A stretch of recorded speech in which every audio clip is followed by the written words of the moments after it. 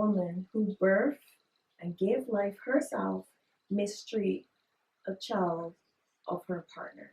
And Gabby is here to share how she fell victim to the hands of a horrible stepmother. She's also going to give some pointers to kids who are going through the same situation that she has been through. And I hope women could open up their hearts and have a bit more compassion to their partners' children that are not theirs.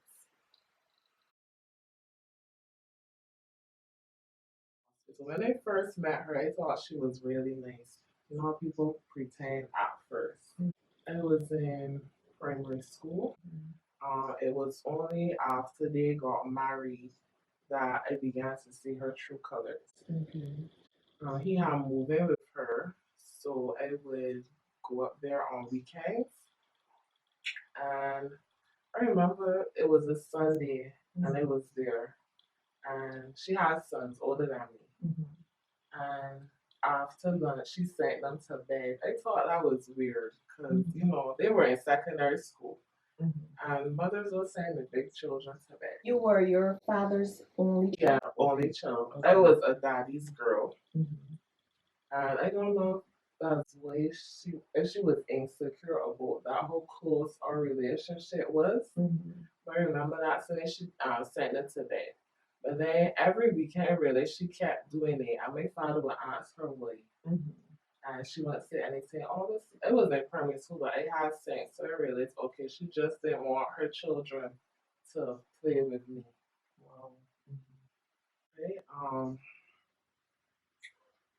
Things really escalated because he had moved in with her at her residence. But no, he had moved back into his home and she came there. I was living there now. That is where things got real. Um, the worst part was my dad would come home late. So if I got home from school and she was the person that cooked, I couldn't eat. Wow. So I didn't tell anybody that this was happening. So you would have to stay hungry until he gets home? And sometimes, because of all the strife that was going on, he would not want to come home. He would go to church. So by the time he got home, I was sleeping. So I would go to sleep hungry. And then like my mommy would be like, "Why you losing so much weight?" But still, I didn't want to tell her because nobody don't want to say my stepmother's starving me. So it's my neighbor told my mommy, my mommy was saying groceries on it. And then there was the evening I came home from school and they went to wash my clothes. And as a child, you study who buy the detergent. And she was like, "Don't touch that, I buy that."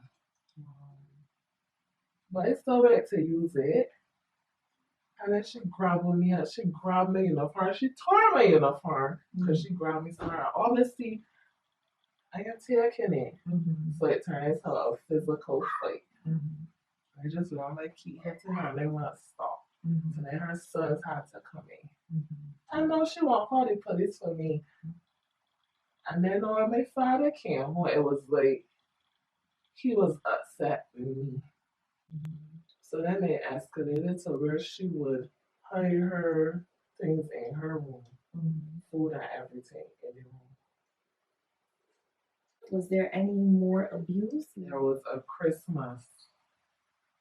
It was there, and everybody had Christmas dinner.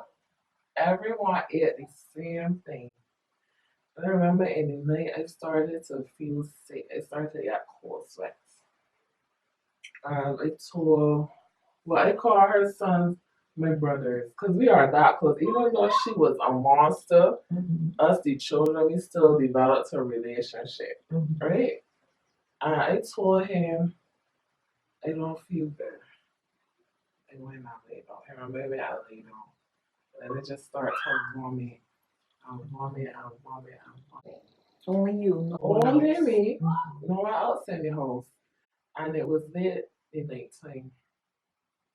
And I remember her telling my father, you should take her to the hospital. No, to me, you know what? Every now and again, children get sick. The first thing you gonna say, take her to the hospital, especially in the middle of the night. You would sit or in the morning, you would see what happened. She was like, take her to the hospital.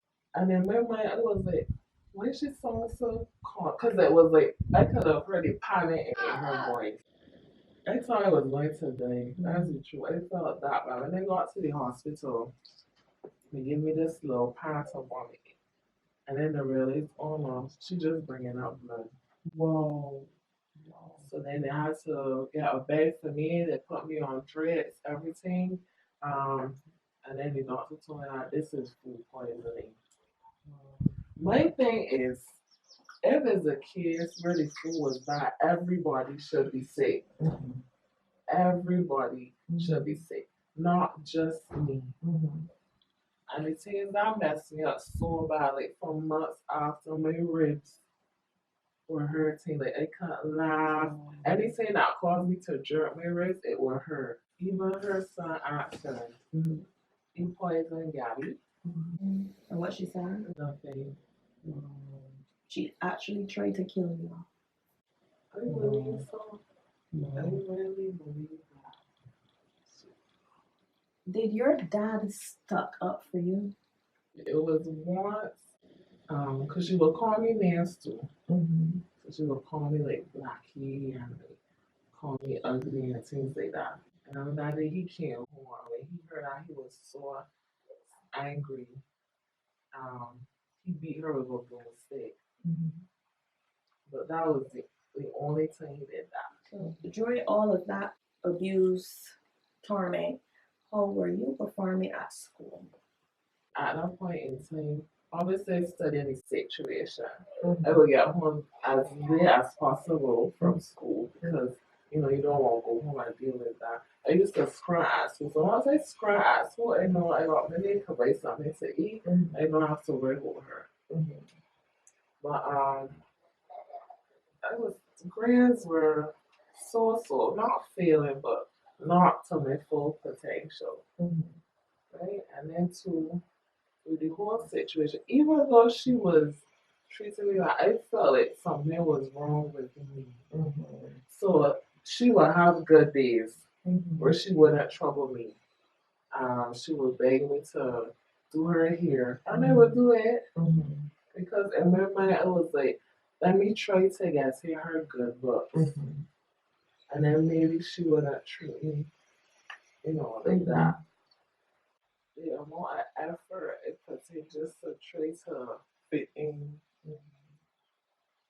And it seems I was doing it for my father too, because I wanted her to have a way. And mommy was happy she had her husband. I wanted my daddy to be happy too. What would you say to kids who are going through a similar situation? I would say find someone to talk to. I mean, keeping it inside will do you no good. Because then you would just build hatred for the person. I know in your mind, yes, the person that's doing these things to you, they are a horrible person, yes. But you can't change that. Your parent is the person to blame. Not that I'm saying transfer blame, but your parent is the person to blame. They're the person that you have to have it out with, not your stepmother, not your stepfather. If they don't believe you, find somebody else to talk to. I don't want to speak about forgiveness, but I am not there yet. Like I don't forgive my father. I forgive my stepmother. To be honest, I have nothing against her, even though she's the person that really put me through it. I forgive her a long time ago. She is who she is. She owes me nothing.